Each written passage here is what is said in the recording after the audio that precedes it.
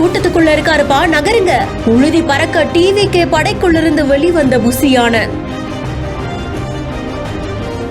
கட்டுக்கடங்காத கூட்டத்தை கட்டுப்படுத்த முயற்சி செய்யும் பெண் பாதுகாவலர்கள். தமிழக வெற்றி கழகத்துடைய முதல் பூத் கமிட்டி கருத்தரங்கு கோவையில நடக்குது. இதுல தாவேக தலைவர் விஜய் அவர்களே பங்கேற்கிறாங்க.